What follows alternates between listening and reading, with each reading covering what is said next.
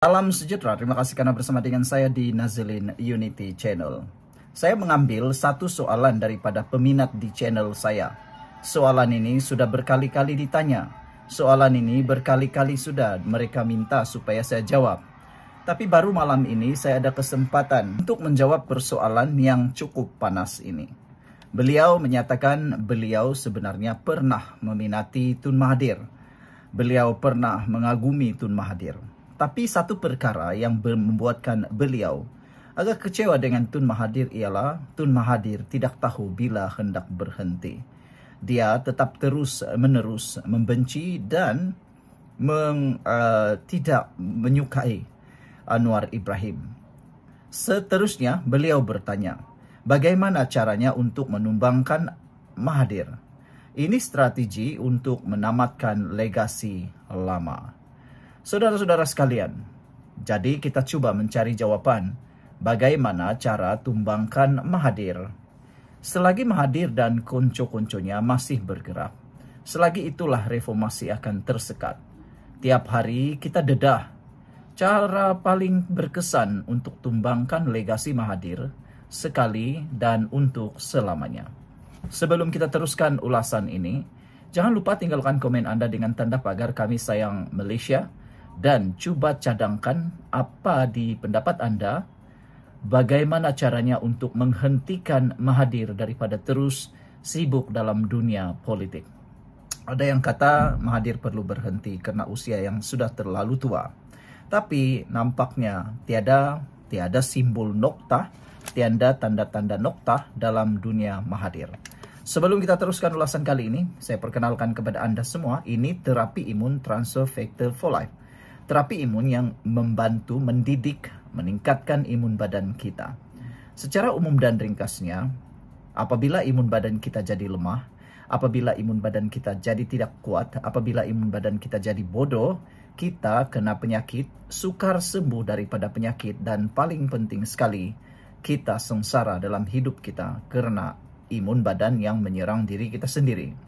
Tetapi dengan adanya terapi imun ini, mendidik, mengajar, dan membantu menguatkan imun badan kita sehingga 400%, maka imun badan kita menjadi kuat dan bijaksana, lalu menyerang dan mempertahankan diri kita daripada dalam menyerang penyakit atau menyerang akar penyakit yang ada dalam tubuh badan kita.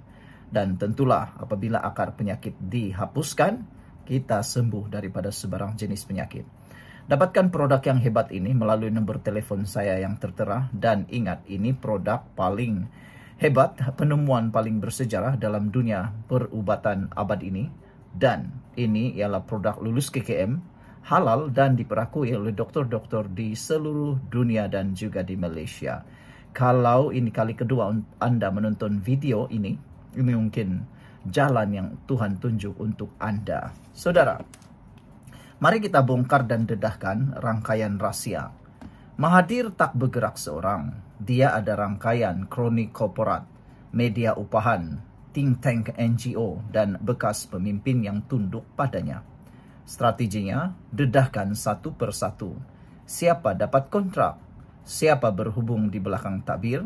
Siapa pertahan Mahathir di saat rakyat susah? Kedua, cara untuk tumbangkan Mahathir ialah melawan naratif lama, yaitu memecahkan mitos Mahathir. Ramai yang masih terperangkap dengan nostalgia, kononnya Mahathir penyelamat negara, padahal dia mungkin pencatur utama ekonomi kronisme. Strategi ialah gunakan media sosial, YouTube, TikTok, edukasi rakyat dengan fakta bukan auta, buat perbandingan zaman Mahathir lawan zaman sekarang. Kena lawan persepsi dengan naratif baru. Mahathir bukan pejuang rakyat, Mahathir pejuang kroni, kata seorang netizen. Ketiga, tolak semua wakil Mahathir dalam politik semasa. Dari Bersatu hingga kepada NGO pro Mahathir, ramai masih setia kepadanya. Strateginya mudah, gerakan kesedaran, tolak calon, tolak parti, tolak orang belakang Mahathir. Jangan biar mereka dan jangan beri mereka ruang dalam pilihan raya. Jangan benarkan mereka duduk di meja rundingan. Keempat, undi kerajaan perpaduan, kuatkan barisan reformasi. Mahathir sangat takut dengan Anwar Ibrahim. Mahathir sangat takut kalau Anwar terus kukuh. Sebab itu dia serang setiap minggu, kalau boleh setiap saat, setiap menit.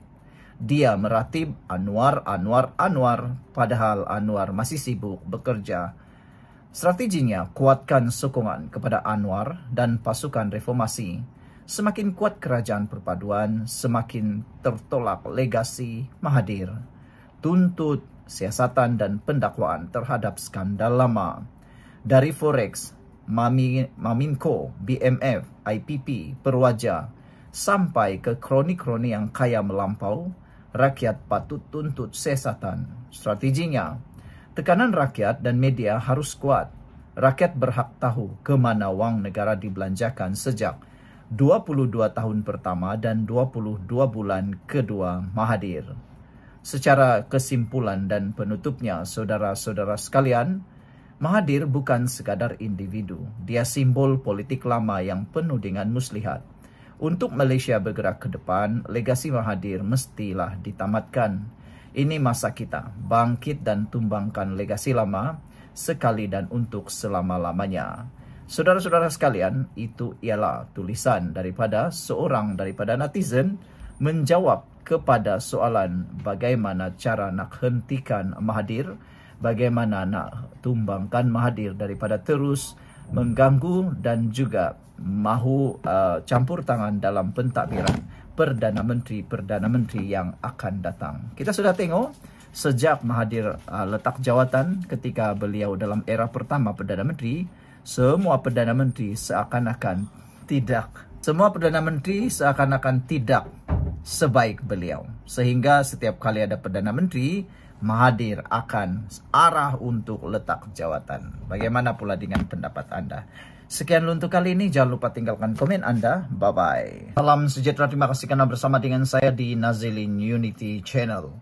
Konco Mahathir terbongkar. Satu ulasan yang penuh dengan suspense. Satu ulasan yang penuh dengan tanda tanya. Dan pastinya akan membuka minda anda semua. Akhirnya, satu demi satu watak sebenar konco-konco Mahathir mula kelihatan di permukaan. Yang dulunya berlagak pejuang rakyat, kini terbukti hanyalah pelindung agenda elit lama. Siapa mereka ini? Kita akan bongkar satu persatu. Senarainya pasti mengejutkan anda. Senarai nombor kelima paling tak disangka sama sekali. Sebelum kita teruskan ulasan ini, jangan lupa tinggalkan komen anda dengan tanda pagar Kami Sayang Malaysia. Siapa konco-konco ini? Konco-konco Mahathir bukan calang-calang. Mereka terdiri daripada bekas menteri, tokoh NGO yang berselindung di sebalik topeng integriti, ahli korporat yang pernah mendapat habuan ketika Mahathir berkuasa, dan beberapa penasihat yang masih setia mengatur gerak belakang takbir. Nama-nama seperti yang nama besar seringkali kelihatan bersuara lantang. Kini makin jelas siapa dalangnya. Strategi mereka terbongkar. Tujuan utama mereka bukan untuk menyelamatkan negara, tapi menghalang reformasi sebenar yang sedang dibawa Anwar Ibrahim. Mereka mahu kekal berpengaruh, mahu anak pinak mereka kekal selesa dengan kekayaan lama. Jika anda setuju dengan apa yang dihuraikan ulasan ini, tinggalkan dengan komen Kami Sayang Malaysia. Tapi sebelum kita teruskan, izinkan saya untuk mengungsikan kepada anda semua, ini terapi imun Transfer Factor for Life. Terapi imun yang meningkatkan daya imun badan kita sehingga 400%. Secara umum dan ringkasnya, kita kena penyakit karena imun badan kita yang lemah. Apabila imun badan kita jadi lemah, kita sukar untuk sembuh daripada semua jenis penyakit. Tapi dengan peningkatan daya imun badan kita, kita boleh sehat daripada semua jenis penyakit karena imun badan kita yang bertindak, menyerang dan juga menghapuskan akar penyakit yang ada dalam tubuh badan kita. Terapi imun ini adalah lulus KKM, diperakui oleh dokter-dokter di seluruh dunia dan juga halal. Dapatkannya melalui nombor telefon yang tertera. Baiklah saudara-saudara sekalian, Apa pula modus operandi mereka? Modus operandi mereka ialah hasut dan pecah perpaduan. Di sebalik naratif kononnya kerajaan gagal, mereka cuba porak-porandakan rakyat dengan sentimen kaum, agama, dan fitnah. Konco-konco ini bijak memain emosi rakyat. Kononnya pejuang Melayu, padahal merekalah pecatur ekonomi yang paling banyak mengaut kekayaan di zaman Mahathir. Kenapa sekarang baru terbongkar? Kerana kini kerajaan perpaduan makin kukuh. Satu demi satu skandal dan hubungan belakang tabir mula disiasat.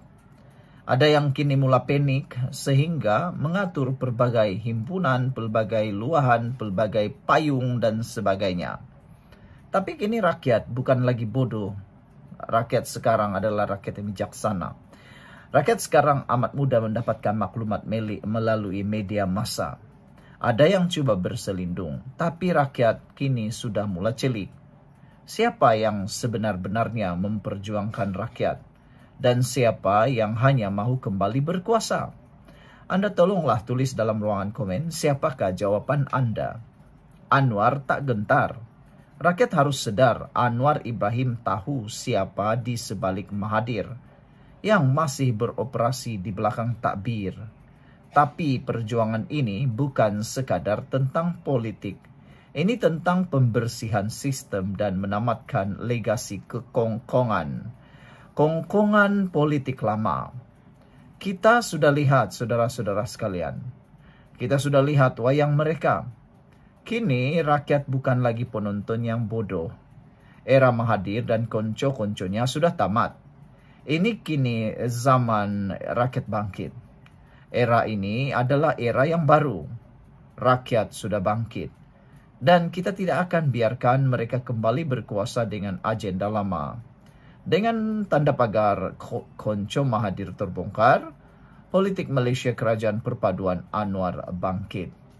Sebelum kita berpisah, jangan lupa tinggalkan komen Anda dengan tanda pagar Kami Sayang Malaysia. Bye-bye.